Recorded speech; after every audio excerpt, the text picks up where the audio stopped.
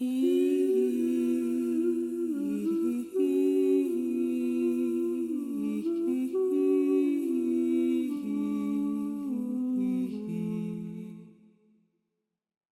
seeing reality clearly, or are you looking through old interpretations that carry old wounds?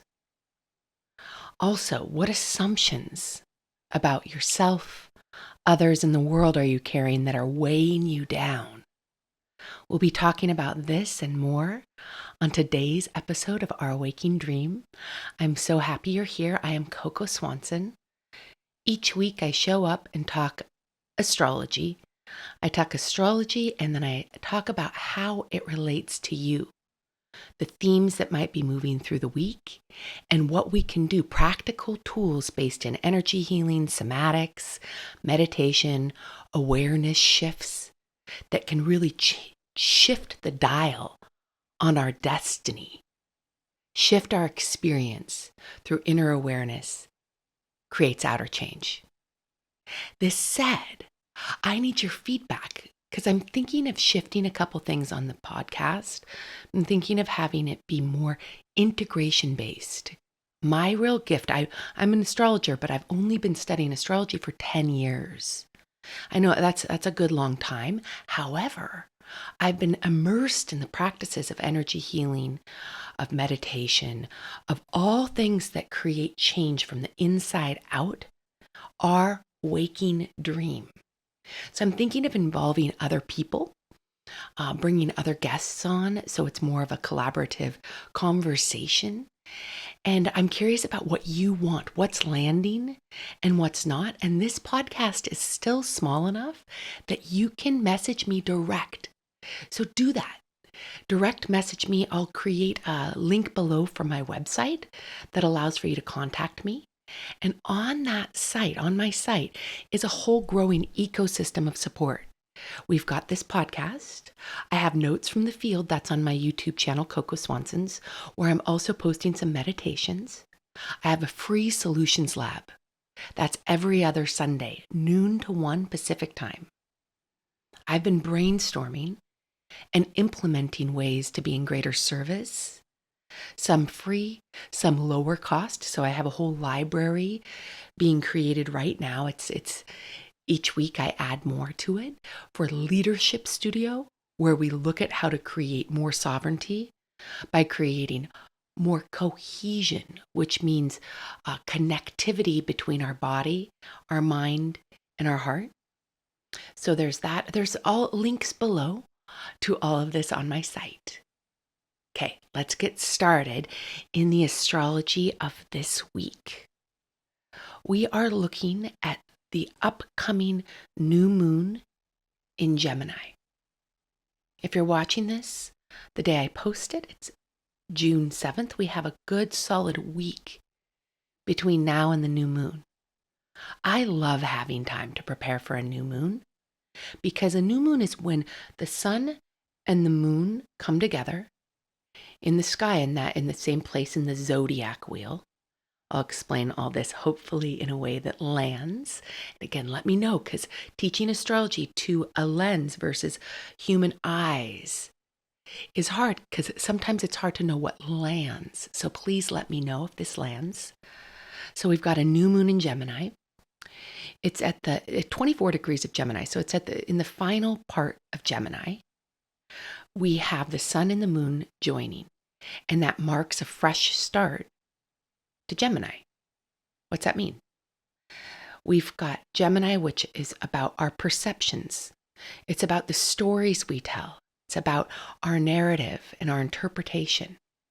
So we have an opportunity for a fresh narrative, a fresh start on the stories that we're telling ourselves and each other, the stories that we're repeating. We have availability to see things differently. And if we want to see things differently in a way that allows for greater traction in our lives, greater peace, greater empowerment, or if we want to get stuck in old narratives, it's a perfect time to look at that. Also, when we have a new moon, we look at what else is going on in the sky, not just the moon and the sun conjunct. Because over there at the beginning of Gemini, we have Uranus, which I talked about last week. Because Uranus, the planet of disruption, great awakening, ahas, new information, it's just started. It's 7-year transit in Gemini. It's at the beginning of awakening the narratives and how we're sharing information with each other. It's awakening that right as it's still within the square to the nodes of fate. The nodes of the moon, the nodes of fate, have to do with our evolutionary edge and the themes that we move in order. It's the nodes of the moon move, and they are about to move next month in July. So we have this last month or so where the north node, that's what aspects to really work in order to quantum level up our destiny. This is lofty talk that's very applicable when we understand the metaphor it contains. So the north node's in Pisces still. The north node's in Pisces, the south node's in Virgo, and it's creating a square with Uranus. Squares are really important geometry in astrology. Astrology is precise. It's a geometrical configuration of metaphor, which is a little bit hard to grasp at first with a mind that's trained in our modern, or whatever you call my perception, and maybe yours if you're listening. I'm not used to studying and following metaphor as much. I wasn't raised doing that. But astrology is exceptionally precise, and why I've started to study it and teach it and use it as the map making for my practices is because it's bizarrely accurate, like weirdly accurate. I'm still waiting for it to not be accurate. And so if none of this lands for you, let me know, because that's information for me. But so far, it's like weirdly accurate. Okay, so this said, this new moon on the 14th and the time before the new moon is a perfect time to clean out more of the closets of our old perceptions, the stories that might be binding you in patterns that you don't want to be in anymore. We have the power to clear out old narratives, to let new information inform us, to surrender. That's a Pisces move. To learn to let go more, to forgive, to release, and to redream, to reimagine. And our imagination does not need to be bound by probability. If we release a current story, a current idea of what happened, what didn't happen, our imagination can be guided by possibility, by whimsy, by best case scenarios. Let's break this down. Questions I suggest to bring with you right now into the preparatory time before the new moon. And really, if you're watching this in the future, just what if these questions are landing for you at exactly the right time? Are you seeing reality clearly? Or are you viewing reality through old wounds, old heartbreak? Is the way that you're seeing a situation helping or hindering the situation? Who are you still carrying around? What stories, what baggage are you currently carrying? Who are you judging? Who do you feel betrayed by? Who do you feel confused by? And what might change if you assumed that everyone is doing the best they can with the current skills that they have? How would that change The stories that you're telling about your life, the people in your life, the people at your job, your work, and in the world. These are questions to bring into the new moon because we have the power to create so much change through how we're holding our lives and each other. So what stories are baggage? If you could really just let go and create a fresh start, what stories and perceptions would you let go of? Because if we let go of our resentment, our judgment, the feeling of being betrayed or confused, sadness, insecurity, self-judgment, guilt. If we let go of that, we have more freedom to change. So why not? Practice number 2. What if surrender is a skill that we can build? The following ritual helps build the skill using water, a bowl, and a stone or two. You can find the stones outside, little rocks that you find in gravel, or special dark stones that you found at a store. You need stone, one or more, bowl, and water. This is to practice surrender. Many of us say that we want to let go. We want to forgive. We want to surrender. Well, are you practicing surrender, letting go, and forgiving? In this practice, all you do is you take a bowl and you fill that bowl up with water.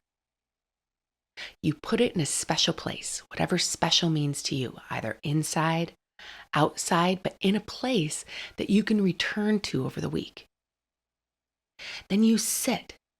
You let the stones represent what you're carrying: resentment, disappointment, sadness, heartbreak, confusion. And you sit. I suggest doing this 3 times a day for little 5-minute periods. Know that the more time, the more breath, the more emotion, the more belief that you bring to a ritual, the more it works, the more that you'll learn surrender, the more that you'll learn to forgive. If you just do it once for 5 minutes, you'll get benefit from that. But why not take the medicine again and again and again, considering that there aren't any bad side effects with the medicine? I love thumbs up, like double thumbs up practices. So you sit with the bowl that represents its container. It's being contained. The water helps with renewal, surrender, the return of life. Then you sit. And if you have a spiritual practice already, you might call upon your angels or universal love or God or whatever languaging you use to signify a special sacred space. And you sit. What are you carrying right now? Sit, focus on that, breathe with it, and imagine that you're blowing that into the little stone or the big stone, whatever shape and size of stone you're carrying. You imagine that emotion, that the story, the experience can actually leave your form, which it can. Then you practice. And you blow. You say, I am learning to forgive. I am learning to surrender. I am learning to let go. Then you sense, feel, imagine all of the baggage, all of the heaviness moving from you into this stone. The stone loves the heaviness. It's a lot heavier than we are. Then you place this stone into the water and you sit. You notice. I am learning to surrender.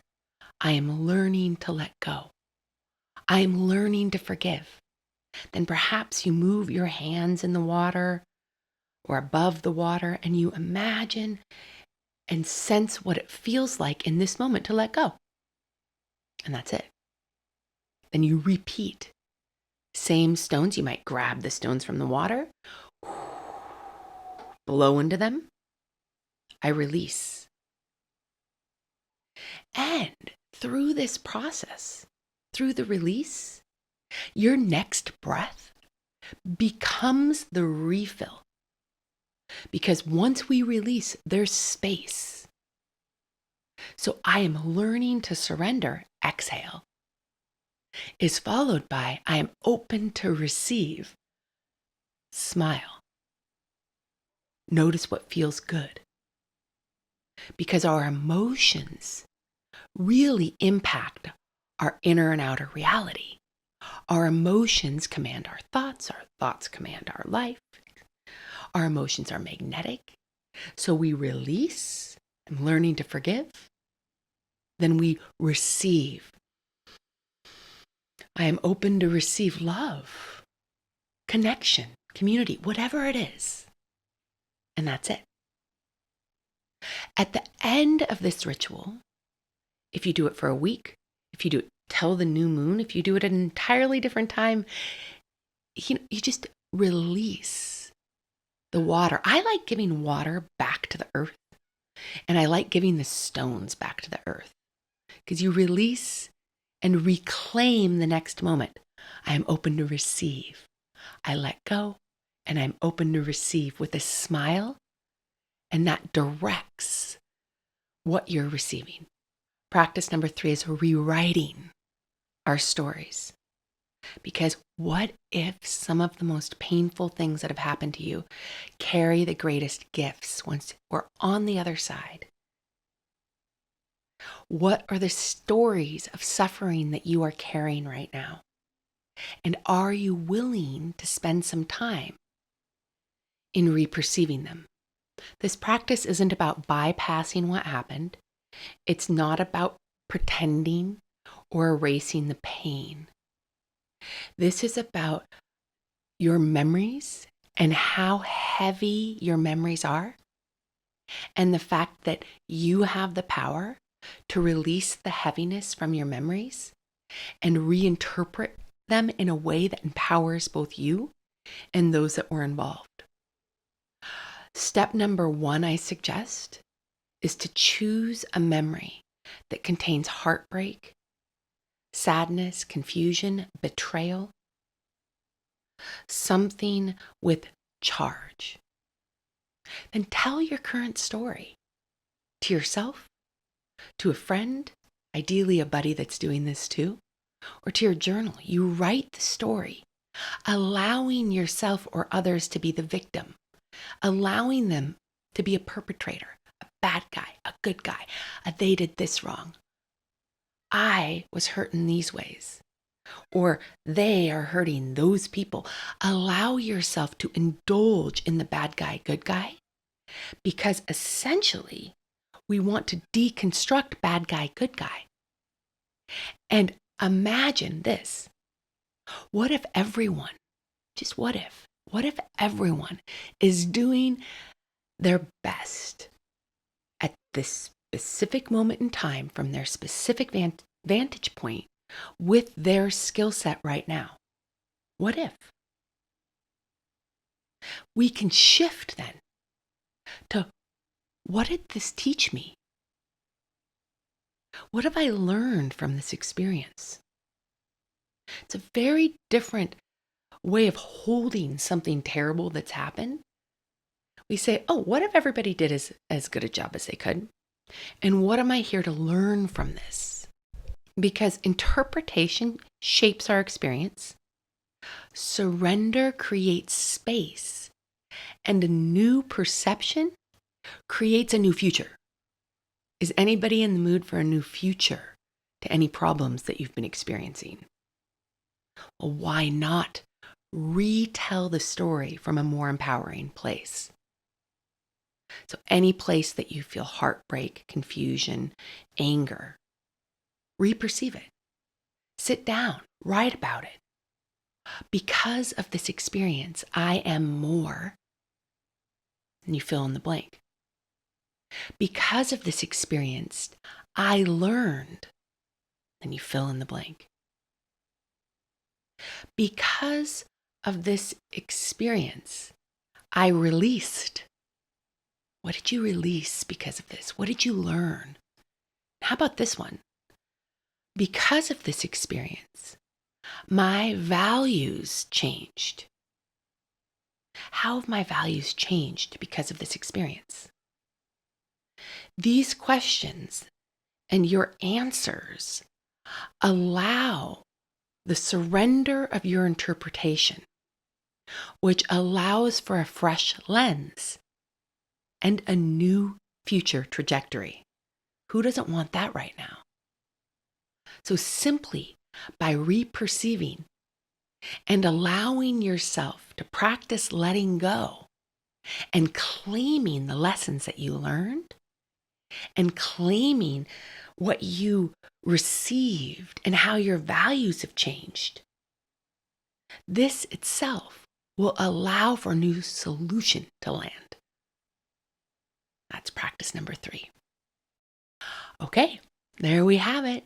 Another round of our Awakening Dream. I'm so glad you're here. Please, again, like, subscribe, review, but please give me feedback on how I can better serve you because this is made for you. Until next week, thank you, thank you, thank you.